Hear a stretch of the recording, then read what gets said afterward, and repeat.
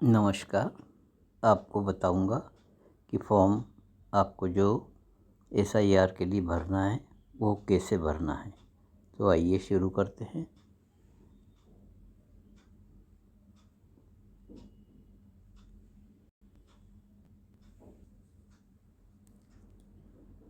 आपकी फोटो जो पुरानी वाली वोटर लिस्ट में थी वो यहाँ पर देखने को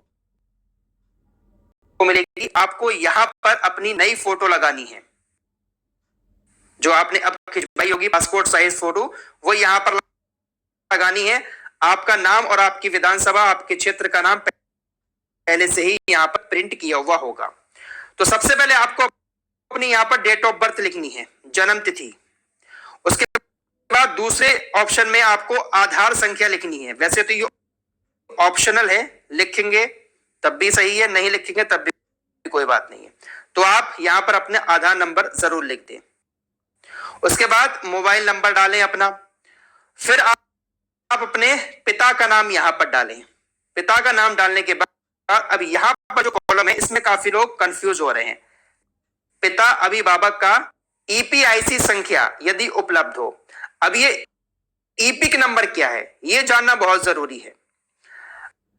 आपके जो फादर हैं, आपके जो पिताजी हैं, उनको भी इस तरह का एक फॉर्म मिला होगा। तो आप यहाँ कॉर्नर पर जाकर देखेंगे आप अपने फादर के फॉर्म पर, तो यहां पर EPIC नंबर उनका लिखा हुआ होगा। अगर यहां पर नंबर नहीं लिखा हुआ है तो आपके वालिद का जो पहचान पत्र है, आपके पिता का जो वोटर ID कार्ड है, तो उस वोटर ID कार्ड पर ये EPIC नंबर लिखा होगा। इंग्लिश में EPIC लिखा जाएगा और ऐसे लिखा होगा EPIC। तो ये नंबर आपको यहां पर डालना है, पिता अभिभावक का EPIC नंबर। उसके बाद आपको अपनी माता का नाम लिखना है, माता का EPIC नंबर उनके भी यहां फॉर्म में लिखा हुआ होगा। जो आपकी माता का फोटो है यहां पर लगा हुआ, उनका यहां पर EPIC नंबर लिखा हुआ होगा। ठीक है, वो आपको यहां पर माता के आगे डाल देना है। आपकी अगर शादी हो गई है, आपकी बीबी है, तो आप अपनी बीबी का नाम लिखें, या आपके शौहर है तो आप अपने शौहर का नाम यहां पर लिखें, हस्बैंड का नाम।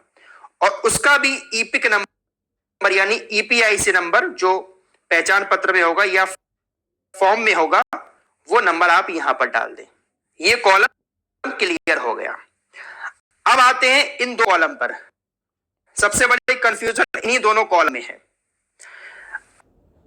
अगर आपका नाम 2003 की वोटर लिस्ट में है तो आपको ये वाला कॉलम भरना है, और अगर आपका नाम 2003 की वोटर लिस्ट में नहीं है तो फिर आपको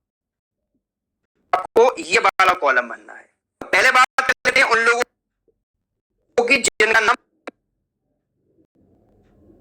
नाम 2003 की वोटर लिस्ट में है। तो सबसे पहले यहां पर अपना नाम लिखेंगे जो आपकी 2003 के वोटर लिस्ट में नाम लिखा हुआ है। उसके बाद वही EPIC नंबर जो पहचान पत्र नंबर है वो भी आपका वोटर लिस्ट में मिल जाएगा। मैं आपको वोटर लिस्ट एक बार दिखा देता हूं। इस तरह की वोटर लिस्ट होगी। तो EPIC नंबर ये है, ये साइड में EPIC नंबर रहा है, लास्ट में फोटो पहचान पत्र संख्या, ये नाम आएगा, ये EPIC नंबर होगा। तो 2003 की वोटर लिस्ट में जो EPIC नंबर आएगा वो आपको यहां पर डाल देना है। अब आता है संबंधी का नाम। इसमें क्या लिखना है? संबंधी के नाम में अगर आप मर्द हैं तो आपको अपने पिता का नाम लिखना होगा, संबंध लिखना होगा पिता, जिला क्या है आपका वो लिखना होगा, राज्य क्या है आपका, उत्तर प्रदेश या मध्य प्रदेश जो भी है वो लिखना होगा, विधानसभा आपकी क्या लगती है, विधानसभा का आपका नाम लिखना होगा। उसके बाद आता है विधानसभा निर्वाचन क्षेत्र की संख्या। ये क्या चीज है, यहां पर क्या चीज लिखनी है? इसके लिए आपने जो वोटर लिस्ट निकलवाई होगी उसका जो पहला पेज होगा उस पेज पर आपको यहां पर लिखा हुआ दिखेगा विधानसभा क्षेत्र की संख्या। जैसे मेरी 41 दिखा रहा है तो आपकी जो संख्या होगी वो कॉर्नर पे ही लिखी होगी। आपको यहां पर अपने विधानसभा निर्वाचन क्षेत्र की संख्या लिखना है। उसके बाद भाग संख्या, भाग संख्या भी आपको यहां कॉर्नर पर देखने को मिल जाएगी। ये पहला पेज है वोटर लिस्ट का 2003 की। आपकी जो लिस्ट होगी आपका यहां पर भाग संख्या कुछ और हो सकता है, तो आपको यहां पर भाग संख्या लिखनी है। उसके बाद क्रम संख्या, क्रम संख्या में आपको अपना नाम ढूंढना है कि आपका नाम कौन सा है, और उसके बाद ये जो क्रम संख्या लिखी है ऊपर, ये क्रम संख्या है। आपके नाम के आगे जो भी क्रम संख्या होगी वो आपको इस क्रम संख्या के कॉलम में लिख देनी है। बस आपको इतना ही करना है, ये कॉलम नहीं भरना है अगर आपका नाम 2003 की वोटर लिस्ट में है। और अगर आपका नाम 2003 की वोटर लिस्ट में नहीं है तो फिर आपको ये कॉलम छोड़कर ये वाला कॉलम भरना होगा।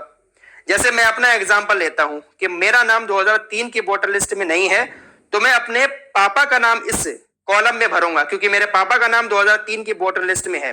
तो सबसे पहले मैं अपने पापा का नाम यहां पर लिखूंगा, उसके बाद उनका ईपिक नंबर लिखूंगा, उसके बाद संबंधी का नाम।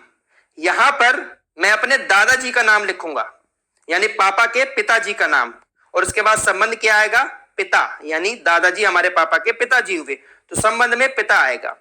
जिला लिखा जाएगा, राज्य का नाम लिखा जाएगा, और वही विधानसभा क्षेत्र का नाम।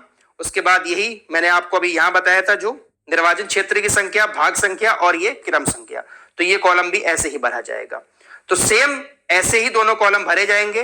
अगर आपका नाम 2003 में है तो ये वाला कॉलम भरें, और नहीं है तो अपने पापा की डिटेल इस कॉलम में भरें। तो इस तरीके से आप बहुत आसानी के साथ घर पर ही